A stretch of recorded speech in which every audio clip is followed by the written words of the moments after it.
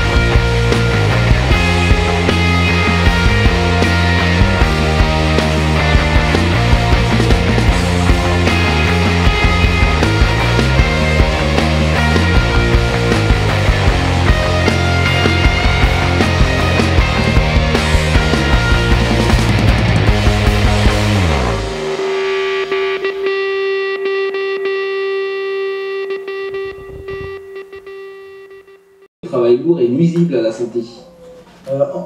Non, je pense pas quand vous êtes jeune.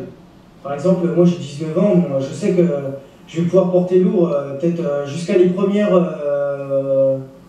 douleurs. Quoi. À la première douleur, là, c'est le gros point rouge, c'est alerte. Là, il faut s'inquiéter, il faut changer de type d'entraînement, mais toujours s'entraîner dur. Mais là, il faut prendre des précautions. Si vous aviez à choisir une salle, dans une salle que vous avez déjà expérimentée, dans quel genre de salle aimeriez-vous travailler? J'aimerais bien travailler dans une salle comme à Reims. À Reims, parce que à Reims, c'est vivant. Quoi. Là, au moins, on peut faire quelque chose de bien sans se prendre la tête. Il n'y a pas besoin de bouclier, en fait. Il y a beaucoup moins besoin de bouclier. Les filles en musculation, vous pensez qu'elles sont motivées? Je sais pas, c'est pas pareil que les garçons en fait, les filles. Je pense que si elles sont là, c'est pour quelque chose et je pense qu'elles ont la même motivation que nous, mais c'est encore différent. Une fille et un garçon, c'est très différent en musculation. Parce que bon, un garçon, c'est sûr que par rapport à une fille, il est beaucoup plus impressionnant parce que chez les filles, votre hormone vous empêche de. Donc en fait, en tant que fille, il ne faut pas avoir peur de trop vous muscler. C'est pas en faisant une séance d'entraînement que vous allez gonfler à mort. Hein. De toute façon, vos hormones, ils vous en empêcheront d'être trop musclé, soi-disant. Et puis, pour être trop musclé, comme on dit, il y a du travail derrière. Ça, c'est clair et net. Est-ce que vous faites une différence entre le jugement de la scène et le jugement des personnes qui vous entourent. Tout à fait. Alors là c'est sûr et certain, parce que ceux qui vous jugent en compétition, eux, ils ont un avis culturiste. Et ceux qui vous jugent, ils ont un avis sédentaire dans votre entourage. Donc là, vous pouvez faire une grosse différence, parce que les jugements diffèrent vraiment, à 100%. Par exemple, je vais être jugé en double biceps, je vais avoir de meilleurs biceps que mon concurrent à côté, par exemple. Et ça, c'est le jugement culturiste. Par exemple, en tant que dans la vie actuelle, il n'y a personne qui va vous dire ouais, il n'aura pas du tout le même avis, pas la même perspective des choses en fait. Dans la vie actuelle, au niveau du culturisme, comment voyez-vous la personne qui serait esthétique? Homme, hein, la personne homme. Esthétique, c'est potentiel en fait. Qu'est-ce qui doit être visible selon vous sur un homme dans la société actuelle pour qu'il soit reconnu comme beau? Comme beau? Pas forcément musclé, mais avoir une ligne. Avoir une belle ligne, je pense que c'est important. Quoi. Vous pensez que les hommes et les femmes jugent de la même façon? Non. Un physique? Non. Quelle est la principale différence? La différence, je pense qu'une femme, elle va juger sur... ça dépend en fait, certaines femmes, il y en a qui vont juger sur la mentalité, mais physiquement, je pense qu'une femme, elle jugerait plutôt sur... je vais déjà commencer par les hommes. Les hommes, je pense qu'eux, ils vont juger carrément sur le physique, mais en musculation, musculaire. Quoi.